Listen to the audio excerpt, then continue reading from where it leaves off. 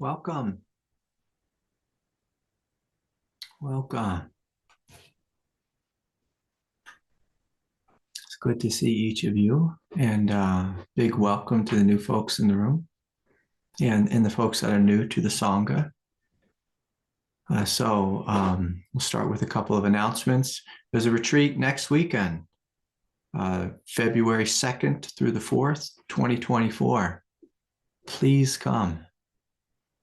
And I know often Kundalini people are afraid of retreats, but I can tell you that my energy, my Kundalini, it really began to wake up on retreat.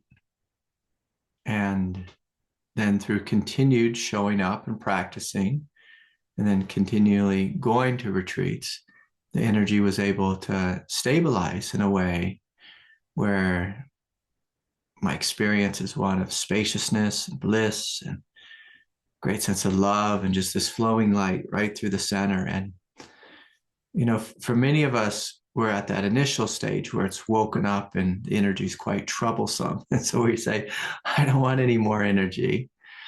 But ultimately, like if we look at going on retreat, and especially like the type of retreats that I offer, we're opening to our divinity, and then we're opening to God and inviting God to come into us, to support us in further awakening.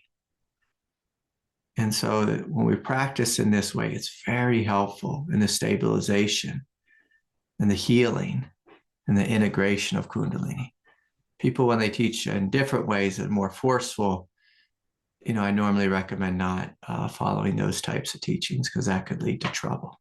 We'll speak about that later. Secondly, I'm having 2 in-person retreats this year. One is April 25th through the 28th. All the on-site accommodations were fully booked, I think almost before I even offered the retreat. But there's still 10 spots left for people who want to stay off-site. And it's in San Diego, North San Diego, in the Carlsbad, Encinitas area. So we'd love to have you. And again, those seats will go, those spaces will go very quickly as well. So if you're interested, I didn't even really post it on my website, just email me directly if you're interested in coming. April 25th to the 28th, 4-day, 3-night retreat in person. And then we'll have another in-person retreat at Kripalu, and it looks like right in the middle of July. And so you can come to that if you're on the East Coast. Okay, I just came from Mass. My little girl's in Catholic school, and so she was a part of the Mass today. She was the cross bearer.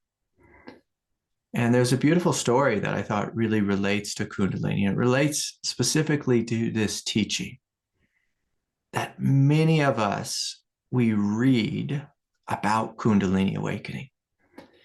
And we might read, you know, some real fun esoteric teachings. Like if you meditate on your third eye and you do this pranayama breath, the energy will flow right through the center of the spine. And if you do this for 12 years straight, you will be enlightened, or whatever the story is.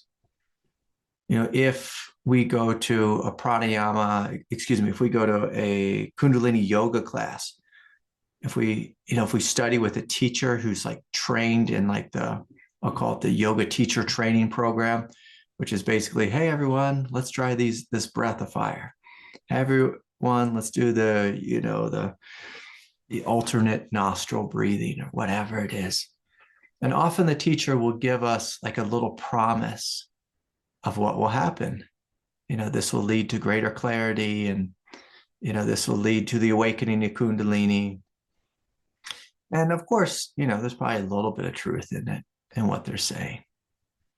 But there's a real difference on this path between, you know, like mythical teachings and scriptural teachings, and what Kundalini is inviting you to recognize. Kundalini is wanting from each of us for us to be the living truth. for our very nature, our very direct experience to be the living truth. And many of us, especially when we're young and we're on the path, we have so many ideas about teachings that we read, in a book, in a scripture. And I'm going to tell you that your spiritual path will not work out like the little story in the scriptures. And I had almost a tragic moment this morning when I was at Mass. There was some biblical story that was being read today. And it was a story of, basically God was saying to his chosen people, if you build the temple, you will have a land and you will be protected and you will live here for eons where no armies and no people will attack you from the outside. And, God was speaking to the Jews, to the Israelites. And just in this day and age, we see, like, I just had a shock. It was like, that didn't work out. like that didn't work out at all. It did not work out at all. It was like the most wrong teaching, for this moment in history. It was a terrible teaching. It didn't work out. And sometimes we, read or study pranayama, and we do this practice because our yoga teacher, told us to do this practice. And it didn't lead to mental clarity. It led to bipolar syndrome and the awakening of Kundalini, all this light flowing through us in such a dramatic way. And then it threw us into the dark night. But I'm going to offer you a different teaching. And this teaching is, if you go forward, continually opening and walking in the direction of peace, if you open to the love and the beauty and the innocence, the compassion and the forgiveness of your heart, if you continue opening to the strength in your heart, despite all the insanity that arises in your mind, in your consciousness, you will know God. And you will know God as the very essence, the very experience of your own nature. And this is ultimately what Kundalini is wanting for all of us, is for us to become the living truth. The living truth. The lived truth in our experience directly. Not because the scriptures said it's going to be a certain way, but because this energy has awoke within us.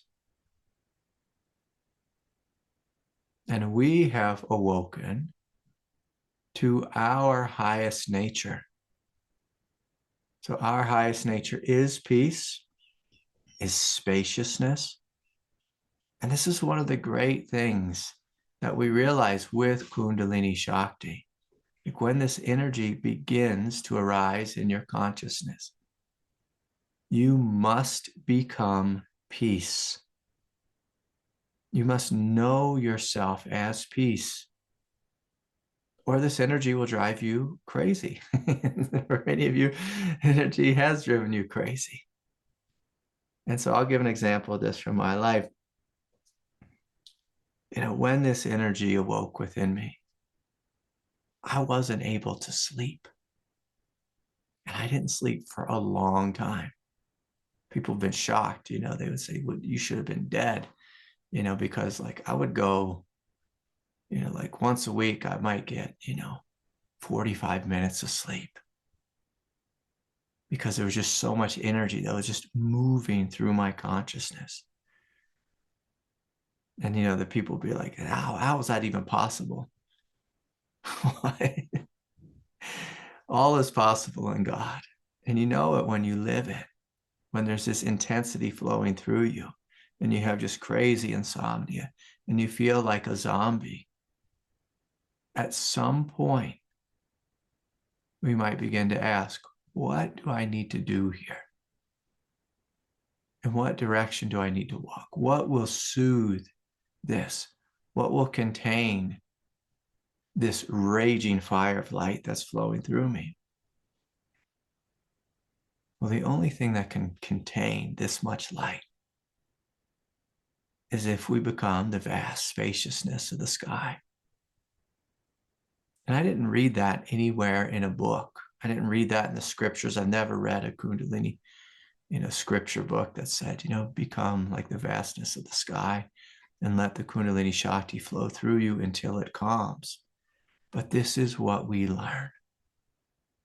We learn that we have to stop identification with that little individual in this little body that is completely overwhelmed.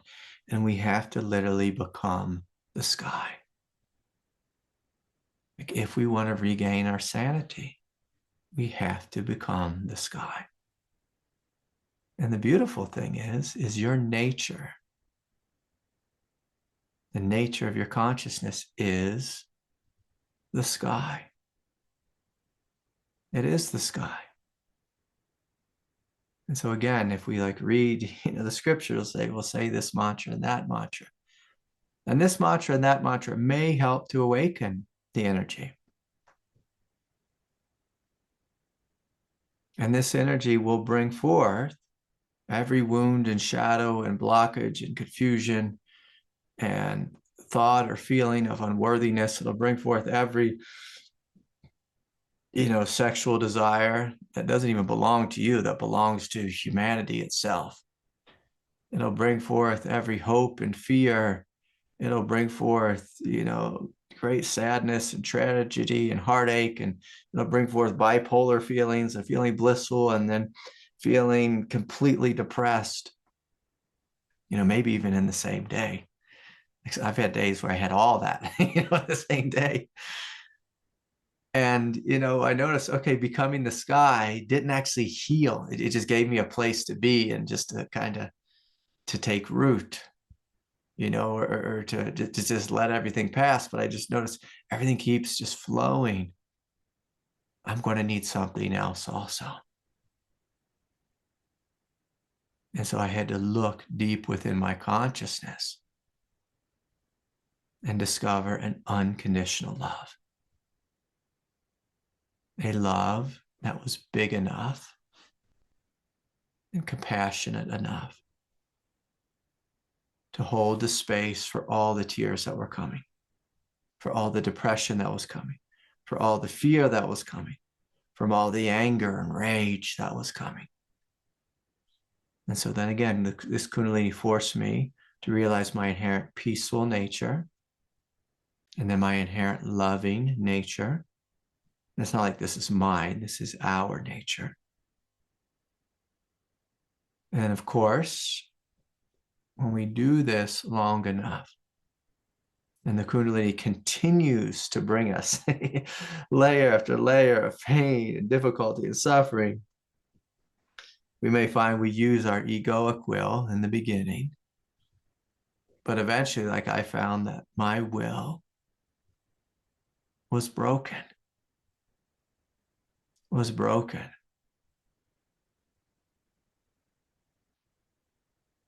And after my will was broken and I surrendered it, I noticed, there was a different type of strength that came forward. Different type of strength. An indestructible strength. A fearless strength. And so then we have spaciousness, we have immense love, and immense strength and indestructibility. All of this arises through a willingness from within your heart, for you to fully be with your experience, to see what works. Now, last week I offered this teaching. I've been offering this teaching for a number of weeks now about the microcosmic orbit. And I'll be honest, like when this teaching was given to me, I tried a little bit and I realized, gosh, it kind of works a little bit. It kind of works a little bit. It's like these little tricks we do, kind of works a little bit. And then I had a similar realization that Terry had last week. Terry said, okay, I start with that, the microcosmic orbit, but just after, a couple orbits of the energy, I have to let it go. I can't push it anymore. I can't force it. The pushing and that forcing is very synonymous with the beginning of the breaking of our will. Like in the beginning, we might force and assert our will. We might do breath of fire over and over again, over and over again. We might use our will to do ayahuasca 100 times, and then eventually say, okay, no more of that. No more pushing and forcing. I have to learn another way, a more intuitive way. And again, this is where Kundalini Shakti is inviting you to be the master. For you to be the master. But in order for us to be the master, there's a couple things that have to be present. One is great humility. Many, I'm going to attack, be a little sexist here today. I'm going to attack young men. Many young men, myself included, we study really hard. We meditate really hard. We show up. We do all the right things. And in order to be a master, we might start with that. But the closer we get to mastery, is we have to surrender all those things we did in the beginning. And you may find that you show up more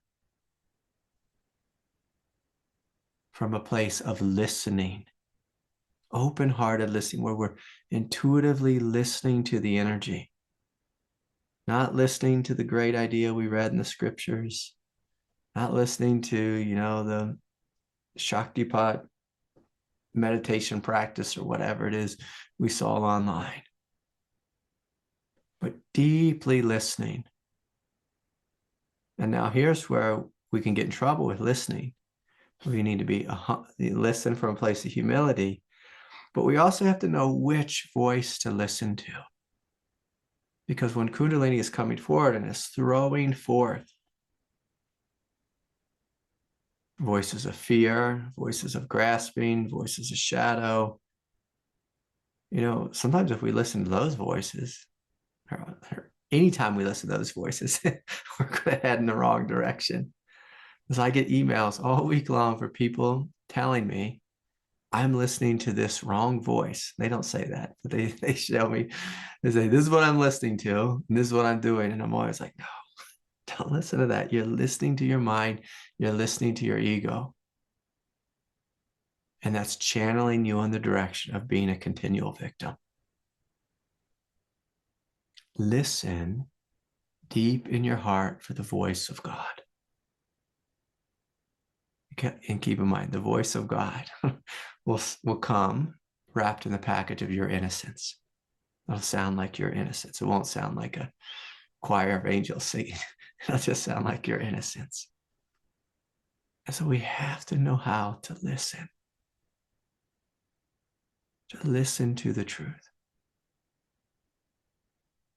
And then, of course, we need the willingness to step into and become the truth. And so, I'd like us to do this now. I'm going to invite us to close our eyes and to open our hearts and to really open to your experience. And so I'm going to invite us just to work with a couple questions here As we journey inward, the first question I'm going to ask you is, what does your body need right now? What does your body need so that it can open more fully?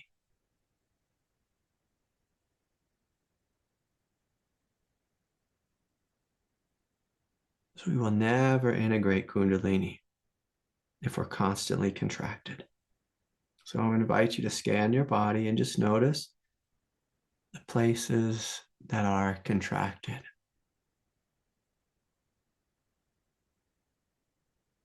And can we soften here? Can we soften here? Can we open here? And as our body begins to soften, as it begins to release tension, simultaneously, I'm going to invite you to notice your consciousness. Does the space of your consciousness feel imprisoned? Does it feel limited? Does it feel small? Or does it feel immense and expansive? And so if it doesn't feel immense and expansive, I'm going to invite you just to imagine, to allow, to invite your consciousness expanding on the horizontal plane so that there is room for tension in the body to spread out, to release.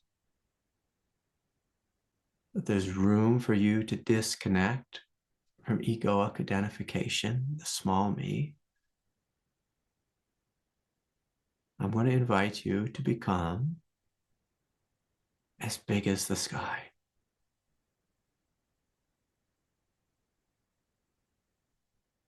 And so we're just gently listening and just noticing, where does my consciousness feel imprisoned? Where am I hooked in? And can I relax there? Can I open there? Can I spread out? Can I unhook, detach?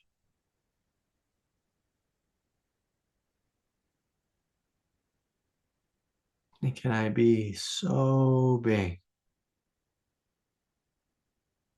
that I allow there to be plenty of space for Kundalini Shakti to flow?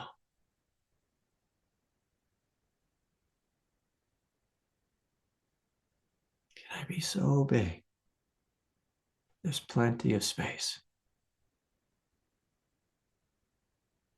for Kundalini Shakti to flow.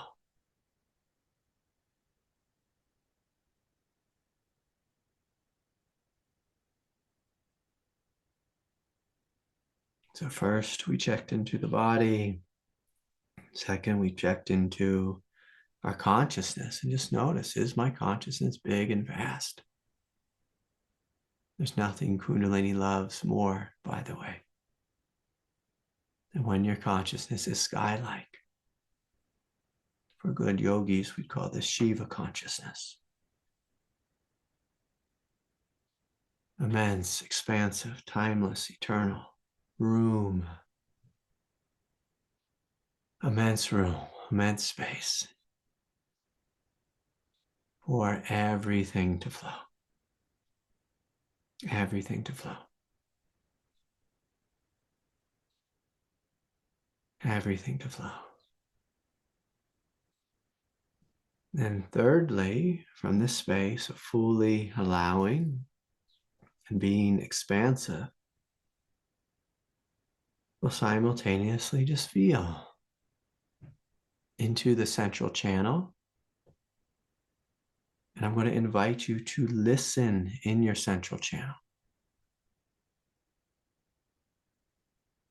And to notice where you are gripping, where there is tension, where pressure is building. And again, we are gently inviting what's here to unravel and to release it. So we'll start by just feeling into the root chakra, Just feeling into the root. Just noticing if there's any gripping there, any tensing, any holding. If there's any survival issues. There's survival issues, psychological issues around survival, around feeling safe here on planet Earth. And just inviting that center to be held in a space of love.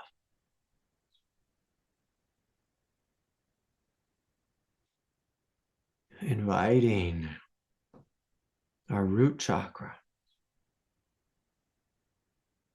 to be plugged into, and you can even imagine like a root growing out of the root chakra.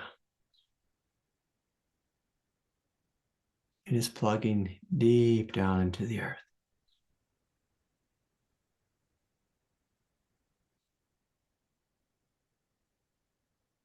Plugging into the womb of the earth, the placenta of the earth, and being nourished by the earth. And so breathing, feeling, and inviting this nourishment to flow up through your legs, through your feet, through your pelvis, flowing into your second chakra center. And so again, we're just listening in the second chakra center. Am I tensing in the second chakra center? Am I holding? Can I relax here? Is there anything I'm struggling with in regards to relationship that I need to surrender? I need to let go? Could I trust more fully? Can I imagine myself being plugged into greater support and financial stability? Taking a deep breath and just welcoming support, welcoming support, welcoming a sense of openness, the strength of the earth flowing into the root, into the hara. We're gently going up the spine, feeling into the third chakra center, the solar plexus, and just noticing. Am I gripping? Am I fighting with this anyone in the outward reality? My will a little too intense, and can I soften this? Can I breathe here? Softening and trusting. So we breathe in and breathe out, softening and trusting. Then again, taking another deep, full breath, inviting this energy flowing up from the earth to flow into our heart chakra. And just noticing, is the heart open? Is it relaxed? Is it peaceful? Do I need to forgive anyone? Is there any psychological pain here? Is there a big wound here that's needing love? So just inviting love to flow into the heart, inviting this nurturing energy to come up from the earth. And simultaneously, as we notice all this, we're bringing harmony and balance to the heart, to the central channel, inviting this nurturing energy and strength to come up from the earth. And as you notice the Kundalini, you might notice the Kundalini flowing in a way that feels more harmonious. So as the chakras are balanced, as you feel more safe, as your consciousness is spacious, there's room for everything. As the body is relaxed, this Kundalini Shakti can flow all the way up through the throat chakra, through the third eye, and out the top of the head.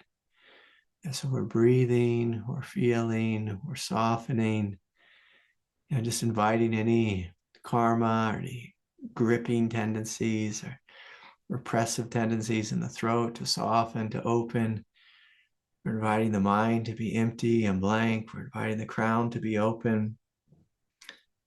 And so our body is relaxed, our consciousness is expansive, our root, our first three chakras are plugged into the earth. There's this gentle support in the body, a quiet strength, and this flow of Kundalini Shakti right through the center. So we're bringing harmony, we're inviting integration, We're inviting God's grace to flow through us, as us, to flow through us